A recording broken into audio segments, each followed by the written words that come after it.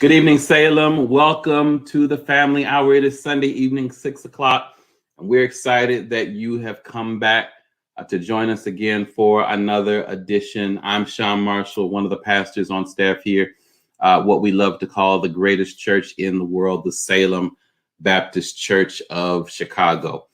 If you're new to the Family Hour, what we do every Sunday evening, 6 o'clock, is we serve our church's mission, which is to restore hope by connecting people to God and to each other. And we use this platform to give you information, insight, inspiration that we hope your family can use to continue moving forward in these strange and interesting times. We've been a year in to a global pandemic. Most of the folks I've checked with have never been through one of these before. So it's real interesting when you're in a space you've never been in before. It can feel dark. It can feel scary.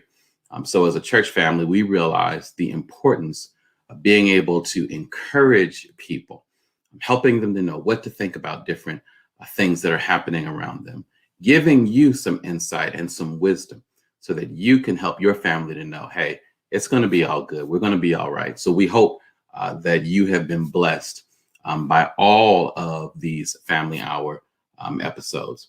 I'm going to ask you all to do something that you are already doing. And we're so grateful for those of you all who are regulars already starting to do it. First of all, comment and let us know where you are watching from. So grateful for our Salem family up in Michigan, in Texas, in California, Georgia, New York. Thank you for letting us know where you're watching from. Of course, we thank God for our Salem family right here in the Chicagoland area. Thank you for letting us know that you're tuning in tonight, whether you're on Facebook or YouTube. Secondly, we want you to share this. Hit the share button, tag somebody, let them know the Family Hour is on. Call somebody up, tell them to put on YouTube on their device or on their TV screen. Third thing we want you to do is to make sure that you are engaging with us in the comments. You don't want to miss this. You want to get anybody that you know that's got a child, a young person in their home. We're going to be talking tonight with some pediatricians who are going to give us some insight and some wisdom for how we can care for our children as we navigate our way out of this pandemic. So we're so grateful that you joined us tonight. Let me pray, and then I'm excited to bring on our guests. Father, thank you for giving us the opportunity to come together again on this Sunday evening. We are so grateful for this platform that you have given us, that we can continue to find hope in you and find wisdom that will help us to know what decisions to make as we move through this season of change. Thank you for our panelists. Thank you for what they will share with us tonight. Thank you in advance for their sacrifices. Thank you for the hope that will be given as we talk. We love you and we praise you in Jesus' name. Amen. Well, I'm excited tonight because we have some medical professionals, some young adult medical professionals at that. These are some gifted, incredible minds, and I can't wait to jump into the conversation with them tonight. So make sure that you are in those comments because you're going to hear some incredible things. Get your notepads out because you're going to get some insights that are going to help you know how to take care of your kids. First of all, I want to bring on Dr. Tahira West, who is here with us tonight. Dr. West, thank you for joining us. Hi, it's good to be here. So glad to have you. Also want to bring on Dr. Naveen Kanji. Welcome, Dr. Kanji. Hi. Hey, welcome. We're so glad that you are joining us tonight. I'm also going to bring on Dr. Will Clare. Welcome, Dr. Clare. Hello, everyone. Greetings. And then last but not least, I want to welcome to the Family Hour, Dr. Alexis Yamas. Welcome, Doctor. Hi, I'm so glad to be here. So all of these doctors work in the Advocate healthcare system.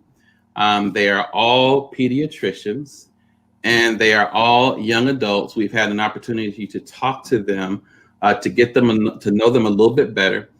We've had an opportunity to hear their passion for wanting to serve kids and wanting to serve young people. And so we are excited. So if you have a child in your house who's under 18, okay, you want to make sure that you're tuning in tonight because we're going to have all kinds of conversation for you. Listen, if you have a child, maybe you don't have a pediatrician for them yet, or maybe you have some questions. Maybe you need to figure out some things. We've got 4 incredible doctors on tonight who are going to help us get some insight. So make sure you let somebody know to tune in right now. So here's a first question, and I'm going to throw this at Dr. West, and then we'll just rotate around. So everybody's going to jump in. And what we found, you all, I know this is your first time on the Family Hour. It's not going to be your last. I'm already booking you for future shows. What we have found is that when we start the Family Hour, people go, oh my God, what am I going to talk about for an hour? And then right about 55 minutes from now, we're going to try to be figuring out how all of us are trying to shut up. That's what's going to happen, okay? So the conversation is going to get good at some point, but I'm just going to kick it off with Dr. West, okay? So first question I have for you is, so what should parents be doing like right now, okay? So we're a year into this thing. Mm-hmm. And so, you know, there's some parents who have, you know, said, well, you know, my kid had COVID and, you know, for them, it was just like a cold. There are some parents who are trying to figure out, okay, what is this MIS-C thing, right? So there's a whole lot of stuff going on. And I think when we are afraid, we get paralyzed, right? My wife and I, we have a 3-year-old, she'll be 4 next month. And this is our first child. And so we're just sitting and we're going, oh my God, what do we do? You know, do we take her outside? You know, I have a confession to make as a preacher. When COVID hit, we were like, we're not taking you to the playground because we don't want you going down that slide and sliding off with COVID. So we lied to her and said, you know, baby, the playground is closed. All playgrounds are just closed. She was too young to understand. How you gonna explain? Well, you know how there's a virus that they don't have a cure for, right. And this virus can affect your white blood cells. So we're not getting into all of that. Yeah. So just talk to parents who are crazy like us. You know, what should we be doing right now? What should we be thinking? And so I can repent and, you know, get myself right with God. No repenting needed. Now, honestly, when it was early in the pandemic, exactly what you did, staying indoors based on like the CDC guidelines, that is what I would have told any parent to do. You know, the social distancing, the staying indoors, proper hand washing, wearing masks. All of those things that everyone is doing out of fear. I was doing the same thing. We all can probably speak and say we were doing those things. So I wouldn't say anyone who did that is wrong. Now we're a year later and things are getting better, but we still have a lot to learn with the virus in the sense of, you know, as far as watching people who, like you said, you've had COVID, and then we've got this vaccine rolling out. So how is this going to affect us trying to get back into school? President Biden is making a lot of plans for, you know, the summer and getting back into school. So I think the biggest thing to do right now is to try to stay informed with the right resources. So what we see a lot of times when we have patients in clinic or in the hospital is Dr. Google, right? Everyone wants to Google everything, and actually knowing the good sources of information, I think, is very important. So good sources would be like the CDC website. Good sources would be actually, if you have a physician, talking to your doctor who is informed about it.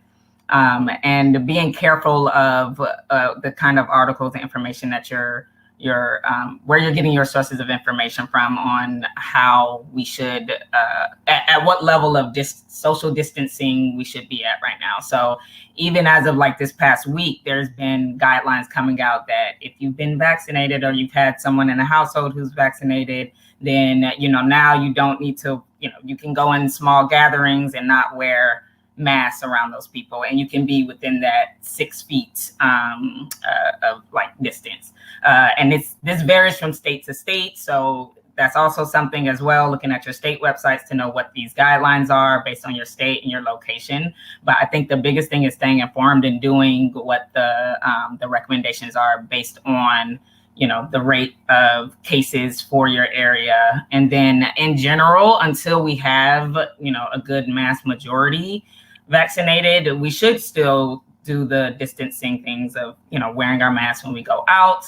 And then especially if you have little kids and you live at home with grandma and grandpa, people who are higher risk, taking those precautions. And then even when it comes back to going back to school, I would say for sure, making sure that we know what the teachers in the schools, what plan the school has for distancing. You know, is it as extensive as, you know, we're wiping down desks before students are coming back in or between class changes? You know, how is, you know, a lot of this is already going on as some people are, you know, virtual or have a hybrid mix of going in and out of school, but really staying up to date on what those changes are and how specifically teachers are going about or the schools are going about having kids socially distance when they do go back to schools. That's great. So I didn't totally lie. Not at all. Not at all. Okay. So yes. Okay. That's comforting to me. Okay. That makes me feel a little bit better. Thank you, doctor. I appreciate that. That I can now tell my wife that I was professionally advised, that I gave my daughter good instructions. Thank you so much. I want to come to you, Dr. Kanji, with a question about Dr. West touched on kids returning to school. And I want to touch on that a little bit because, you know, we're it's March, mm-hmm. and, you know, they're looking toward the fall. Mm-hmm. And, you know, that is one of the president's promises. You know, he wants to make sure that resources are allocated so that schools can open safely, so that schools can, you know, for us, and even with our daughter, right? So our daughter is in pre-K, and we're looking at schools now. She's going to have to leave her preschool and go into kindergarten real soon. So we're looking now, you know, we don't want to put it all on the school to say, you know, y'all make sure y'all gonna be safe. So what kind of things should parents be thinking about coming out of this pandemic to make sure that we're keeping our kids healthy, sending them back to school healthy, making sure that as we go into the summer, what are some of the things that we should be thinking about to make sure that we're keeping our kids healthy? That is such a good question. So at least with this question, I think every family, every, you know, parenting household is so different. So I think that now that we've done this for a year, I think it's really important to understand kind of where you're at with your risk-taking comfortabilities. You know, how many risks are you willing to take? When do you feel safe? What makes you feel safe? Is constant masking all the time, is that what makes you feel safe? In smaller groups, do you feel safe without masks? I mean, really figure out where you're at and where your baseline is at, because you're right, the school's only going to do so much, but we got to do our part and figure out what we can do. So I think just assess your basic risk. I think the second thing, though, is to really talk to your kids too and see where they're at and where their understanding is. Because I know we've been doing this for a year, but after a while, like even they forget, and the climate's been changing a little bit. So really keep the communication open with them. Make sure that they are becoming aware of what it means to be around people who look like they might be sick? What does it look like to be around people who are coughing or who just sneezed and who didn't wash their hands or didn't use hand sanitizer or something like that? Help them be aware of those like signs and symptoms and that sort of stuff, so that when they go back to school, if that's what you're comfortable with, like in-person school totally, that they're able to come home and communicate that to you, that they don't feel nervous to say, hey mom, hey dad, I was sitting next to this boy and he coughed all over my shoulder. And it's real important that they like come back to you and tell you that. So I think communication is super important between you and your kids, and I think that's like thinking about the younger kids, but I think about your older kids too, like the teenagers who are going to want to hang out with their friends. They're going to want to go to small little parties or things like that, and really making sure that they feel safe telling you about situations that they may or may not have felt safe in terms of illness and COVID and that sort of thing. And then of course, hand washing, hand sanitizer, masks, all of that good stuff. It absolutely will not go away. I do not think that we need to, even if like fall, everything's open and everything's great, please keep doing that. School's our journey. So, yeah. Thank you for that. I'm so glad that you shared that. Dr. West, you have a comment. Yeah, so I think Naveen brought up some very, very good points about on the parent side, and that education is so important for letting kids know and understand what sickness looks like. So just something I was thinking about while she was talking is the little things like having your kids, bringing multiple masks. I'm sure schools maybe provide spare masks, but bringing multiple masks to school. Like sometimes when you sneeze, if you've ever sneezed, all of us maybe have sneezed in a mask before, and it gets all wet and it just does not feel comfortable. But having more than one mask available, the proper way to sneeze if they do, some people, sneeze in the arm, not on the hands, things like that. So there are a lot of little tips and tricks that I think are important, and definitely recognizing the signs of illness, as far as like what COVID symptoms can be very vague.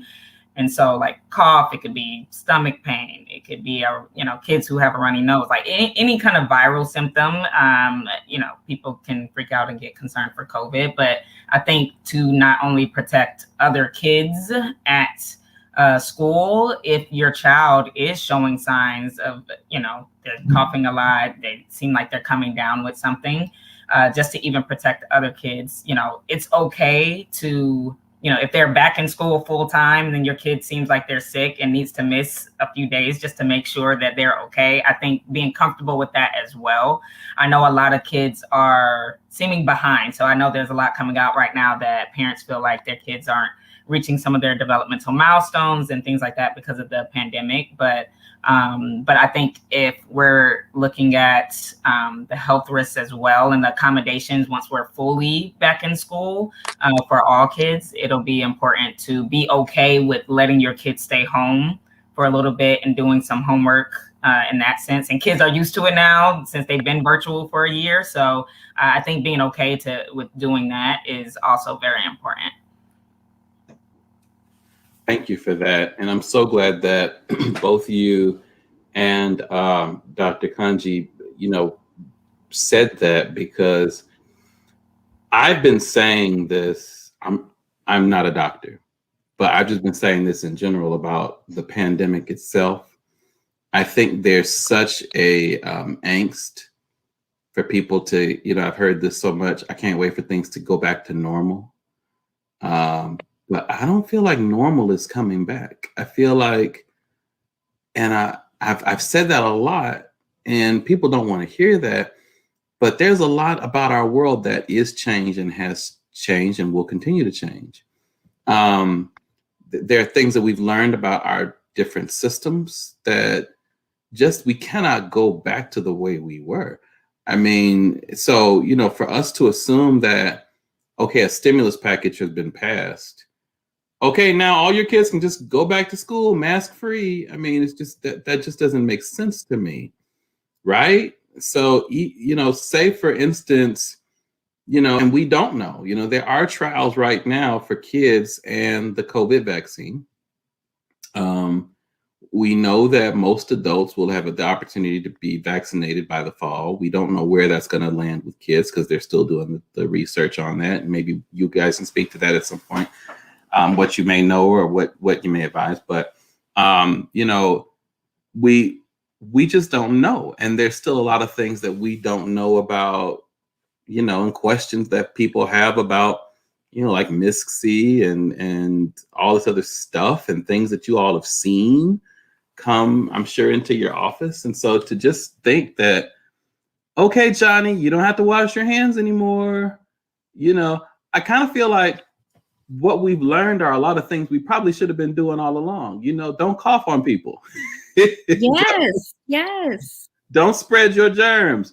Wash your hands. I think the flu, the rate of the flu has declined so significantly. We've barely seen the flu this year. And it is definitely because we've been distancing, practicing good hygiene, masking up. And I feel like, we see a lot of refusals to the flu vaccine on a regular basis, but I think it does show that, with good hand washing and social distancing and good hygiene does work to reduce rates of virus transmission. Yeah, and not going up in people's personal space that you don't know. I mean, these sound like kind of maybe basic things that we just needed a pandemic to make people maybe do. I mean, so thank you for saying that. I mean, I think that resets our expectations. And I'd like to comment on what it's also reminded us of things that we should, like you were alluding to make normal again, like eating together as a family, slowing down the pace of our busy lifestyles and actually sitting down and having dinner with the family. I know that I appreciated that so much more during COVID when we were always home together, or having the time where going to the grocery store was a rare occasion. That was getting out of the house to go to the grocery store amongst like our busy schedules with working. But it just reminds us of how important family is and how those precious times just sitting around the table, praying together before a meal, appreciating every day for what it is and the people around us, I think is another good reminder to normalize prayer and sitting together as a family and taking that time, because it means everything. Absolutely. That is so very good. Like, do we really want to go back to whatever normal was if that wasn't a part of our normal, right? Oh my God, I can't wait to when I don't have to be stuck up in the house with my family. I mean, so what are we saying, right? So that's a really good point. So I'm curious too, because so over the course of the pandemic, I think our daughter had to go to the doctor twice. There was one point where she did like have a cough and a sneeze, and we were like, oh my Lord, she done got the, And so we took her to the doctor, and the doctor said, no, she has cold. They still have colds. Colds still happen, And so I'm curious, what are some of the things that you all have seen over the past year? It's been a year. And, my wife is a nurse. And my wife has worked with, she's a nurse administrator, works in dialysis, and she's had 2 clinics. One of her clinics was a clinic that was specifically dedicated to patients who were on dialysis with COVID. And there were days she came home and she said, if I knew that this was coming, just based upon this whole year. I'm curious, what are some of the things, maybe some of the common things that you've seen with kids and parents over the past year? Some of the common issues that you've seen. Maybe Dr. Yamas, you can speak to this, and then maybe Dr. Claire, you can share some of the things that you've seen come through your office maybe just to help parents know, hey, know that you're not the only one who's had these issues or maybe done these weird things or had these things pop up. What are some of the things that you all have seen come through your office? Yeah, that's a great question. And a lot of families are struggling with finding the time to kind of decompress themselves, especially if they're in a house where many individuals are working from home, or the parent struggling not only to work from home, but to also teach their children things that they can't completely understand without a teacher next to their side. And the challenge, I can't even imagine being in their place because I'm not a parent, but the struggle of having to balance work and balance teaching their child things, I believe, is a challenge many parents, maybe even siblings, had to go through um, and to conquer over this time. I give them so much credit for that, but know that they're not alone. I see children that are struggling, that are individuals that prefer to learn in person, and they are just struggling through technology, through the distractions of their siblings at home with their 2-year-old siblings or younger playing, and they can't focus on their history, or math was always hard for them. And now this is even worse because their mom's working, but they also have a sibling they feel obligated to kind of help take care of too, but they're also trying to be a student.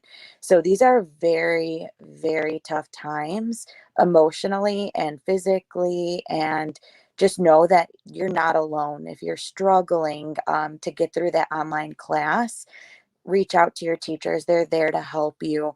Talk to your boss if you're a parent, and just they know that the struggle is there managing that at home. And so reaching for that extra bit of help, either through work or through a teacher, through a private aid, or other educational outside school time that they can help with, I'm sure that they'd be willing to assist, but definitely not alone. Yeah, I would basically echo exactly what Dr. Yamas was saying. We've seen so many kids that are normally, they've had their struggles in school from the start, and this was not what they needed to have kind of thrown on top of that. And then kids who normally were doing great in school, this isn't the right environment for them. I mean, most of us, I don't think, had plans to turn a room in our house into a permanent classroom. And suddenly we're forced to do that. And families are making do with what they can do, but it's hard to have, everyone has different amounts of space and different living arrangements, and some people have busier homes than others. Some families have to work, and you can have one family member watching their child while they're at school, but not always is there going to be everyone in the house available to give them that support. It can be a struggle for everyone. And then I think especially I think we see it more obvious in our teenagers, but the mental health aspect of the last several months to a year has been really tough, and I really feel for them, because teenagers are built to socialize and learn and become their own person, and suddenly there are a lot of those things that they are really trying to do and benefit from and thrive from.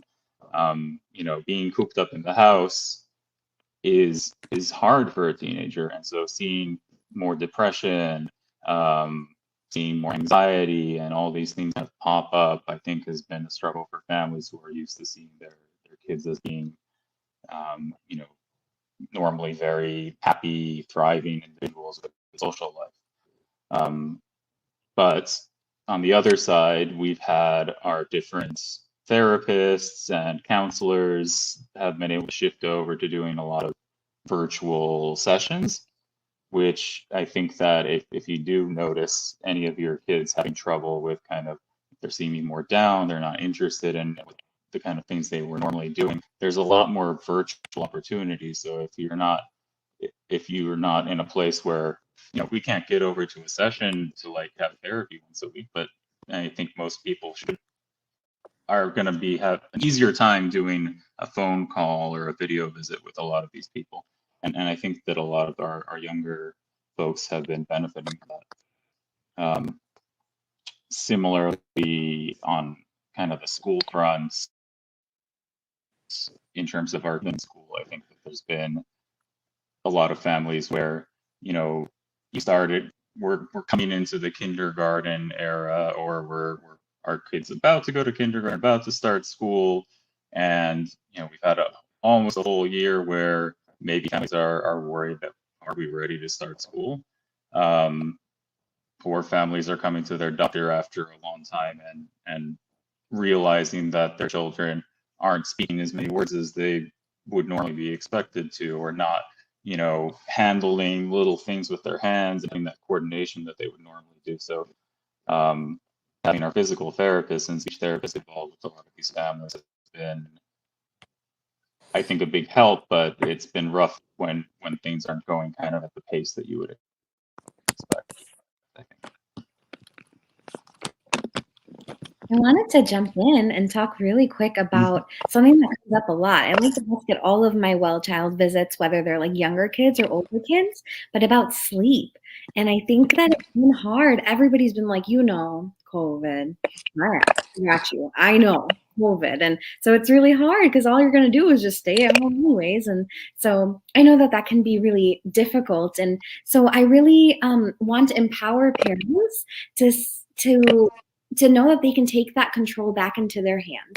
I know COVID has been so hard on kids, and we want to make sure that, you know, we're supporting our kids to take back that control. Know that we're going to, you know, head back into school at some point, but take back that control and say, all right, you know, bedtime means bedtime. Bedtime means like 8 p.m. It means 9 p.m. If we're spending so much time in front of a screen, please, please, please make sure that you're, you know, getting some off screen time like an hour before going to sleep, so that you can really get some of that blue light away. I think sleep hygiene has been so difficult for so many families, but it is going to be increasingly more important, because I think that as kids move from their life at home, like e-learning, into like in-person learning, I think that they are going to struggle. And that's normal. I think struggling when you're changing your routine is so normal. I mean, every time like I go like month to month to different rotations, I struggle that first week. And so I imagine your kids will too. But support them through that with like sleep hygiene, but then also healthy eating too. I think that has been a huge struggle for a lot of my parents and a lot of kids, because man, when I'm tired, the last thing I want to do is eat an apple. And I get it. I hear you. I mean, I'm right there with you. But I think that you try your best, take back that control, and really, this is the time to enforce those habits. Say, hey, we're going to head back. Let's try it. Those would be my two things: healthy eating and sleep hygiene. That's so good. Thank you, Dr. Kanji. Hey, if you're just tuning in to the Family Hour, we are talking to pediatricians, and they are giving us some excellent counsel on how we should be caring for our kids, our young people 18 and under. Make sure you are sharing, make sure you are tagging people. If you got a young person, if you want some better insight into how you can care for your kids as we emerge from this pandemic, you want to be tuning into this. You want to make sure that you are saving this so you can go back and listen to anything you may have missed and help some other folks jump on. This is really, really good conversation. So grateful for our panelists. So Dr. Kanji, on that note, and then I'm going to throw this to Dr. West, and we'll just keep talking. So you're talking about habits and rhythms. Okay. So pandemic, all that went out the window. Just all out the window. My wife was running 2 clinics, and my daughter's daycare shut down, and I still had a day job, and I still had stuff. And so all of my meetings are now on Zoom. And so my daughter is at home, and, you know, I'm managing her, you know, her learning. And I'm like, okay, this is interesting. So I'm in my Zoom meetings, I'm doing my work. For the first couple of days, it was cool. I'm like, okay, I'm gonna get up at this time and I'm gonna set her food out and I'm gonna plan her meals. And then I'm gonna print out some worksheets. She's gonna do some worksheets. And then I'm gonna set her iPad up with some educational videos. And she's gonna do educational videos from this hour to that hour. And about that third day, I'm in my Zoom meetings. And it's 9 a.m. I'm like, here, baby, here's some potato chips. And here's Peppa Pig. Go over here, stay in this corner until Daddy get done with his Zoom. And then when Daddy get done with his Zoom, we're gonna put our masks on and walk around the corner. And by the time Daddy got done with his Zoom, Daddy was asleep. And baby had put Daddy to sleep. So all kind of rhythms, all kind of healthy eating. It was a good day. If she got half a banana. And so now we're a year into this thing. How do we practically reset all of the stuff that just went completely south over this past year? How do we reteach our kids those healthy eating habits? How do we reintroduce structure into our home? How do we recover, not normalcy, because it's not normal, but how do we recover, I guess I want to say, the kind of order that good health requires? Does that make sense? For our kids, specifically for our kids, because we're a whole other mess altogether. I'm talking about for our kids. How do we do this for our kids? Yes. So I'll start this one off and then I'll tag over to Dr. Claire because I think he'll be able to say a lot about this topic. But it's essentially it's a team and a family effort. So one thing that we have been seeing a lot of is significant weight gain in our youth, and childhood obesity was already something that was on the rise before the pandemic. But we've definitely seen kids, a lot of times you can see it more in I've seen a lot of teenagers that in, 3 months gaining 20 pounds, things like that. We've seen a lot of weight gain. And so a lot of it, understandably, when you're not in school, you're not moving around, you're not being mobile, and you're sitting in class on a screen all day. And then a lot of kids, even after they're done with their classes and doing the virtual schooling, they go and they're on their iPad or they're watching TV or playing video games and they're not being active. So, and then on top of that, good diet and exercise go hand in hand. And so their lack of physical activity in combination of possibly poor eating habits is just causing a ripple effect of that increased weight gain we've been seeing. So there are a lot of different things that you can do to kind of combat that. So it may be harder on the, you can't help but sit during class. And of course, I know some schools are trying to get frequent breaks, getting your child moving, trying to reduce screen time, being more involved in family-centered, exercise, even if you want to just take a walk all together, doing things like that, getting the entire family involved and making it not sound like mommy and daddy are telling you to go do to exercise, but then, it feels more like a chore versus if you're making it inclusive, and then it feels more like family time. And so, especially on the eating note, one of the basic things is, I think getting kids involved in what they eat. So a lot of times we say, when you go to the grocery store, have the kid pick what vegetables you're going to buy and what's going to be cooked for dinner. Have them pick out, the healthy things that, if kids don't like vegetables, whatever. If they're a picky eater, give them options of healthy things to eat and let them pick. And then you can get them involved in the actual cooking process, whether it's stirring a bowl or making them feel like they made their meal. That can also help them eat healthier if they picked it out and they help to prepare it.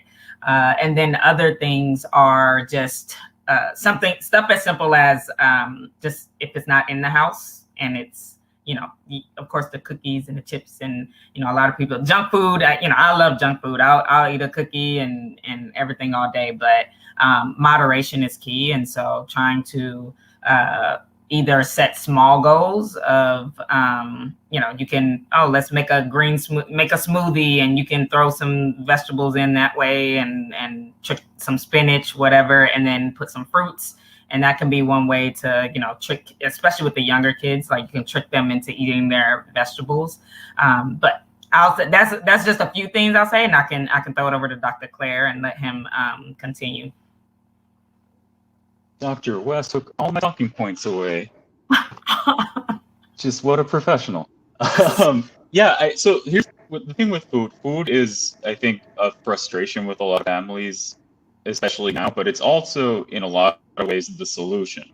But what I mean by that is the things that we can change around food, number one, for healthier habits, are also going to be things that are going to make other habits better in the family. So helping out for school, helping out with just family dynamics, helping out for sleep. Let's start off with the younger kids, I guess. So our younger kids, I think a lot of the questions and issues we're seeing are picky eating and kind of like, what should I be feeding my children?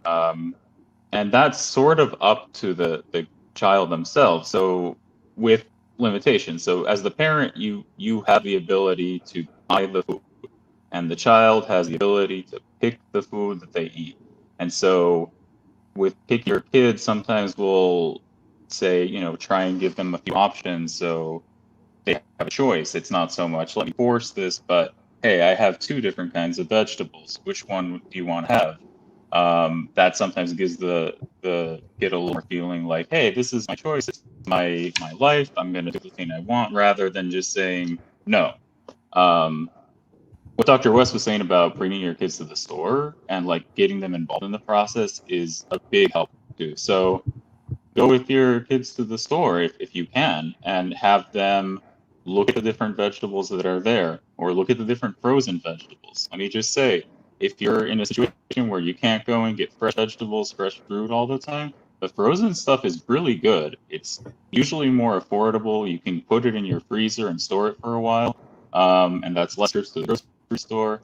But back to what I was going to is letting your kids choose the food that they're eating among the healthy choices will get you a bit further. Bringing them to the house. So the younger ones, I'm not asking you to turn your 3-year-old into a sous chef and having them chop up all the vegetables, but they can maybe wash the vegetable in the sink, let them kind of feel like they're part of this process. That's going to make you guys bond. It's going to teach them new skills in terms of like moving things around, using their hands, kind of helping them develop as people. And it might make them less picky, because if it's something you did yourself, it tends to be something that you're more willing to do. Other things for veggies. So smoothies are a great option if you have a blender, if you have something that you can make them into like a treat or a snack for the kids. So you can do yogurt, you can do a little bit of juice in it. You can do water also, and just mix that in with frozen fruits and frozen vegetables, and it's good. It's usually really healthy, and most kids are going to want to drink it. Some people, I think there's a fear about, especially when we're trying to focus on eating healthy, there's a fear of the dips, so the ranch dressing, that kind of thing. If that's what we're using to get vegetables in, I say go for it. If you want to give if your child's only going to eat like cucumbers or carrots with like dipped in ranch or dipped in peanut butter, go nuts. The amount in the ranch dressing is not going to make or break it, and you're teaching them to like vegetables still at the end of the day. And when they get older, maybe they'll have less of the dressing. Once you've made your meal, the other big thing and the other big habit forming is sitting down together as a family. So I think one of the big blessings that we've had from being cooped up inside is that we've had a lot more family meals in some cases. And just remembering that it's nice to have some time with the family is good, and it will promote more dynamics.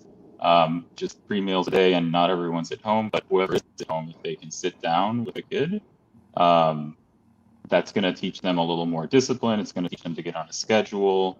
And also they'll be usually more likely to eat, because if everyone else is eating, they might be more willing to. And on that same note of kind of eating when everyone else is, the one thing to look out for, I think, is on the snacking side. With teenage, especially with little kids, I think that they're picking up a lot more than you would think in terms of habits, in terms of snacks. If they see mom and dad having chips at home, they're going to be more inclined to eat chips at home too, or more wanting to do that. I'm certainly probably not going to eat a salad if I see a bunch of people having burgers right next to me. So it's sort of like that for them. So that's an opportunity for parents to also change some of their own habits, because it's going to be a model and an example for children too. That was so good. I mean, Dr. Claire, you dropped some bombs for me. I mean, because I got a picky eater at home. And when you said that whole thing, if you got a picky eater, let him pick. You just don't know. I feel like you need to send me an invoice for that one, because I'm just gonna be like, okay, Sage, here, you got cucumbers or you got this. Pick one. That just, listen. Mm-hmm. Where are y'all at? I need to come visit y'all. Can the 4 of you all be my daughter's doctor? Can I get a group plan? Actually, that's how it works at our clinic. Is that really how it works? Okay. Mm-hmm. I'm gonna be rolling through your clinic then. Just don't be surprised if you see this head coming through your clinic. No, eating is so common. It's such a common thing we hear, especially in the toddler phase. And so, just letting them feel like they have control over what they're eating is all the mental mind control they need to be like, well, I picked it out, so I'm going to eat it. And it's as simple as that. And then also, just like a lot of times if they're really hungry and the food in front of them is the only option they have to eat, they will not starve themselves. They will eat what is in front of them if they're hungry enough. So also keeping that in mind, like just leave the plate there. Kids come back and forth to the plate. If they are really hungry, they will eat it, and they will eat all the vegetables on the plate, because that's the only option. They know they can't get a cookie, they can't get chips after, they can't get the ice cream. Right. No, all you can have is what's on this plate. So either you eat it or you starve, and it's just gonna be as real as that. And they will likely take the choice of not starving. Parents, you gotta be the boss. Like, parents love letting their kids be like, "Oh, my kid doesn't eat this." Well, they'll eat it. You gotta take control. You are the boss in your family. Your little 4-year-old's not gonna control you, okay? Mm-hmm. Yeah. I used to be that picky eater, and my pediatrician used to tell my mom, "Does she have a car?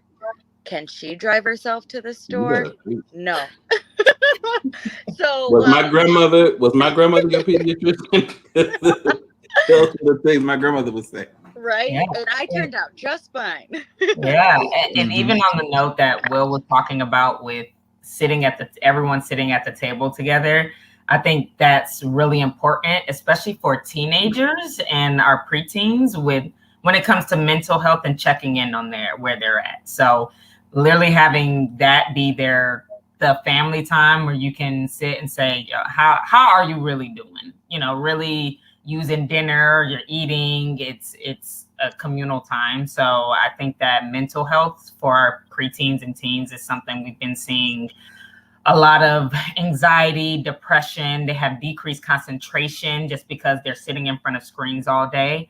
And it can be really hard a lot of times for parents to pick up on this, just because everyone's just separate in the house. Like there's kids and teenagers normally get their own kind of private time. Like teenagers, they do what they want for the most part, and preteens, unless you have kids in elementary school, you know, you're with them. But teenagers kind of can float in their own boat, and social media is real, and the woes and the scares and the online pressures that come with just being a teenager and growing up in a technological age. I think it's something that really parents should be more mindful of and try to pry and ask into that in the right way. So I think the right way is setting the bar. You know, sometimes it's not what you say, but how you say it, and coming off in more of that, you know, hey, I'm just checking in. We cool. Let's eat some dinner. How are things going in school? Maybe start off topic, you know, and say, yeah, talk about something else, and then find your bridge into talking about, well, how do you feel about that? Or how have you been feeling? Oh, now that you mention it. Or pivot to a friend, ask how one of their friends have been doing, and then use the friend to pivot to, oh, well, she's been feeling that way. Have you been feeling that way too? Or, you know, kids may reveal some gossip and things like that. So, you know, they gossip. If they talk about something that happened at school or on class, then you can use that as a way to pivot it onto themselves and say like, oh, that happened with her. Well, have you been having thoughts? Or has that happened with him? What have you been doing? What's going on in that area? And I'll let anyone else who wants to chime in on that go on and speak as well.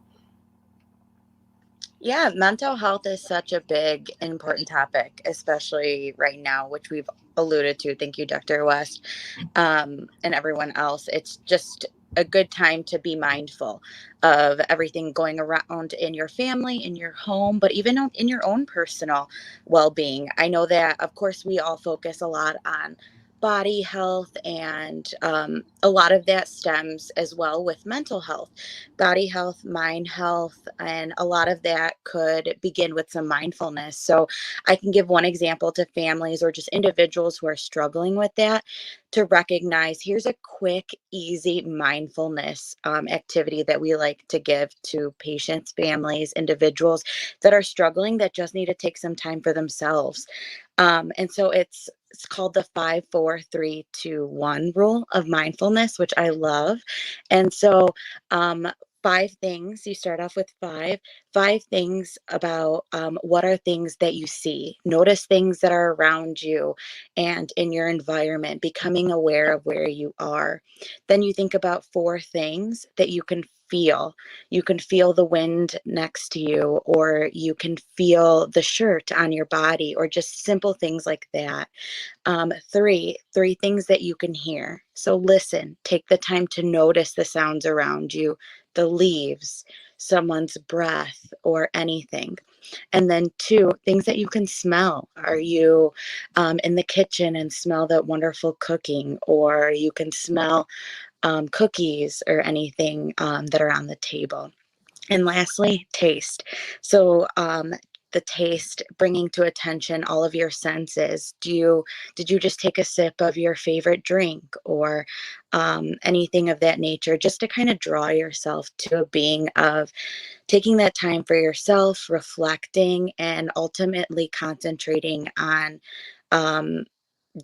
your ability to see beyond your current stressors, because a lot of kids these days, unfortunately, are so focused on the social media, those test grades, things like that, and they can't see beyond that. And this gives them a few moments, as you saw, it can be very quick, a few moments to just kind of recognize that there's so much more than that stressor, and that will pass. And so kind of just mindful exercises are often really good for mental health and your focus.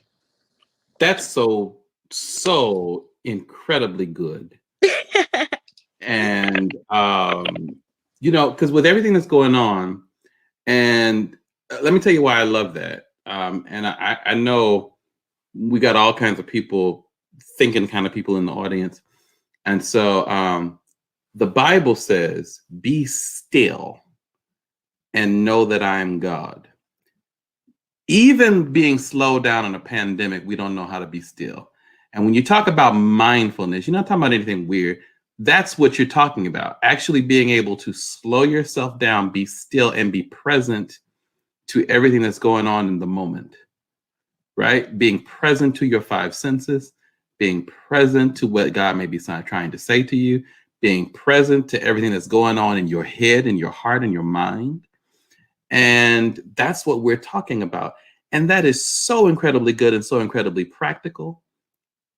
My goodness. Dr. Kanji, what you got to say?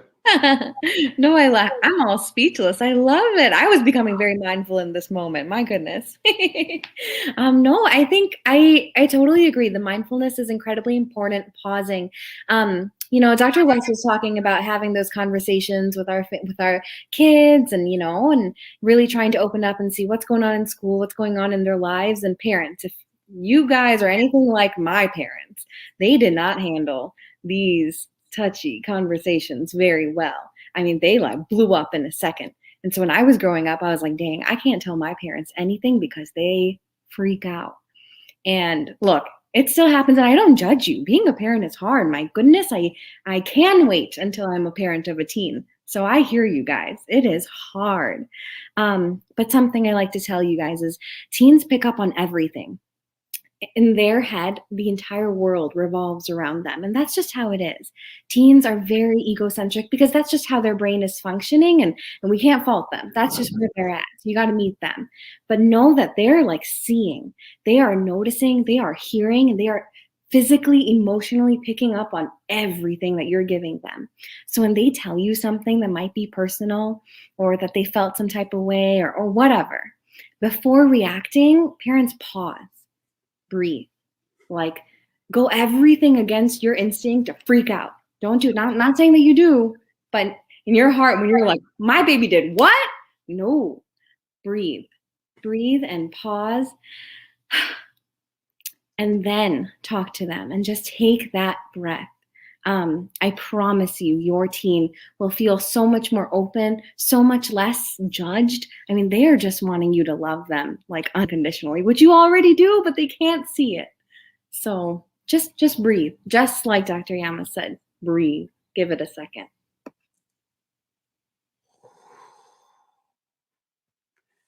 Y'all,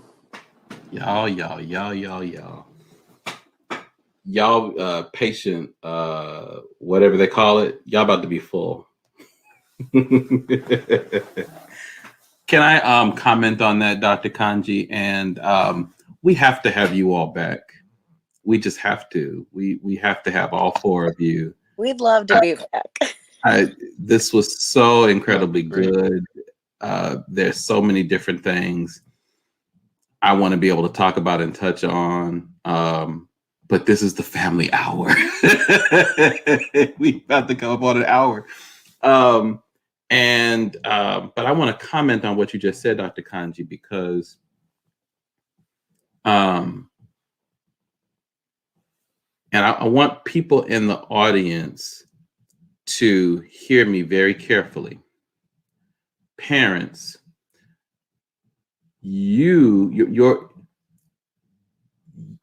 there's a principle called differentiation. Okay. And differentiation is knowing where you end and where someone else begins. What Dr. Kanji said is so incredibly important about not reacting to your child. A lot of times we react to things our kids say because we don't even know it. But deep down in our subconscious, we feel like our kids are an extension of us. And so our kids make us reactive to certain things because when our kids come to us and say things, or when our kids demonstrate certain behaviors, we become reactive because we look at our kids as a reflection of who we are. And I think it's really important for you to understand that you are not your child. Your child is not you. You are your child's parent. And so you can be differentiated from whatever your child brings to you to love your child through anything. Okay? Through anything. So we ought to be the safest place in the world our child knows. That's what we ought to be. I had to comment on that because what you said is so important. Okay. All right. I know what I just said about the family hour, but we're going to go into a little bit of overtime because I got one more question. One more question. Y'all hang out with me a little bit longer because this is the last question. Okay. When the game gets good and it gets tired and it goes into overtime, nobody gets mad. One more question. All right. Everybody going to answer this question. You all are so marvelous at what you do. What made you go into this field? What made you want to become a pediatrician? I just want to hear a little bit of that so that next time we come back together, we could just dive right into it. We don't have to touch on that, that way, this will be the cliffhanger for the next episode. That's what this will be. What made you decide to be a pediatrician? You all are brilliant. You could have been anything, right? What made you decide to be a pediatrician? I want to hear.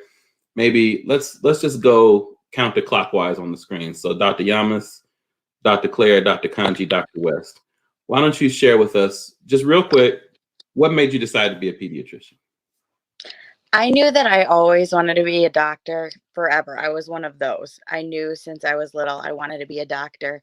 But in short, when I was in a CPR certification class, and I passed the class, got my certification in the mail, and I was hanging out with some friends. And that exact weekend, I was hanging out with some friends. My friend had needed CPR, and I was there. I was like, oh my goodness, this is my moment. And so I gave CPR. The ambulance came. She was okay. But it was one of those moments that I knew, and I took it as a sign from God that I was like, this is what I was meant to do. I was like, it was the weekend I got my CPR certification. This was the weekend that I was just so happened to be with my friend when she needed CPR, and I helped resuscitate her. And I took it as a sign from God. I was like, this is what I'm meant for. And so I knew from then I was destined to be in medicine. Oh, Lord. That's such a good story. I feel like there's some similarities there. I started out by chance. I used to be an EMT, so I would work on ambulance, driving it and being in the back. And that was sort of something I fell into because I needed a job. I had certification. I was trying to be, a writer back in the day, and I just needed to do something. And just with time, I got to meet so many people and get involved in so many people's lives. And the more I saw and the more I did, the more I started to think, I want to do this more. I want to get more involved. I want to be able to not just be the person that picks someone up from when they're having something really bad happen to them, but also the person that helps them avoid getting to that situation in the first place. I didn't think I wanted to work with kids, I'll be honest with you. I've got a kind of a scary face, I think. So I never was anyone's babysitter or anything like that. But when I was starting to go through medical school and all of that training, I realized that the people I liked talking to the most were the kids. They're funny, they're so open, they're so thankful, they're just genuine people, and it's such a uplifting kind of group of people to work with and help out that I realized that was going to be the thing for me.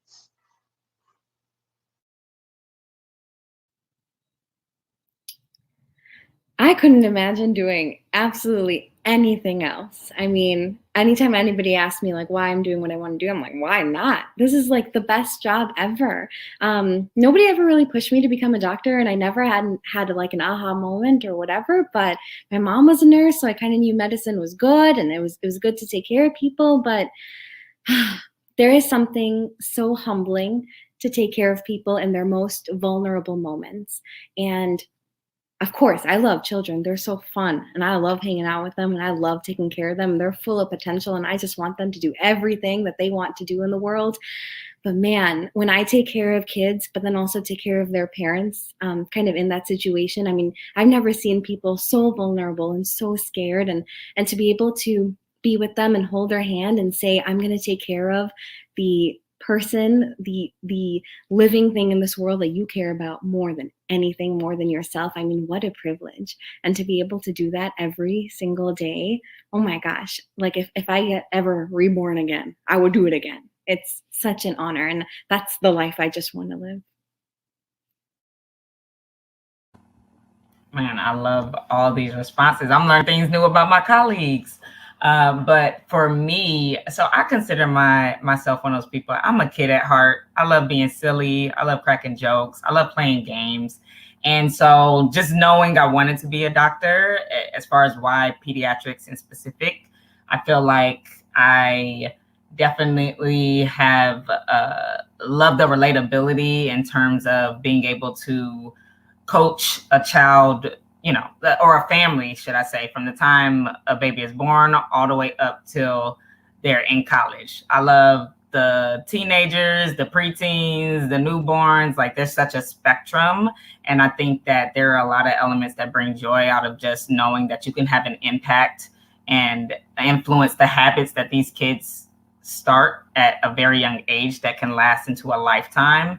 I love being able to counsel families and their kids. And that's specifically why pediatrics is where I felt my best fit was, because I felt it feels more impactful in that sense of helping someone develop good habits. Everything that we've talked about tonight, just being able to get through the day to day of, for teenagers, their mental health, for picky eaters, or how we're talking about all these changes in school and education. I think that is very impactful as doctors, being able to help kids develop habits up until they're grown. And then also, kids are our future. So I'm personally interested in ICU medicine. So I also like that element of dealing with the sick kids, because that is where, families, it's very scary. And I think that that's something that really draws me to being able to care for people in those really scary times, especially when it comes to kids when they get sick.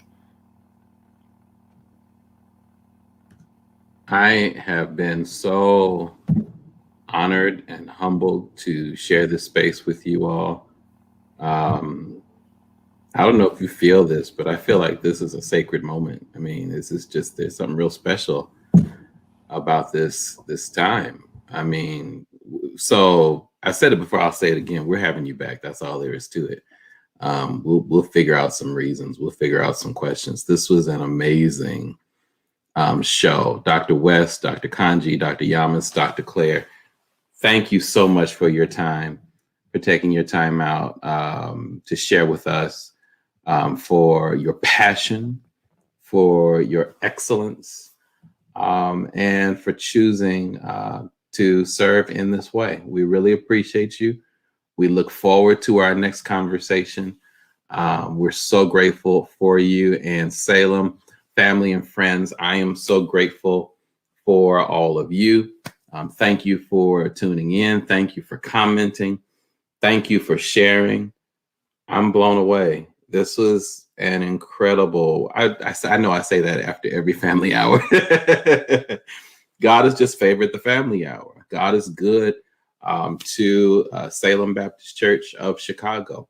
We're so grateful for what he has blessed us to hear, and how he has given us so many opportunities to find hope in the midst of this pandemic.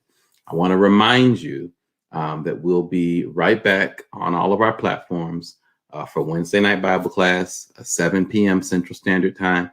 We'll be back for service on Sunday.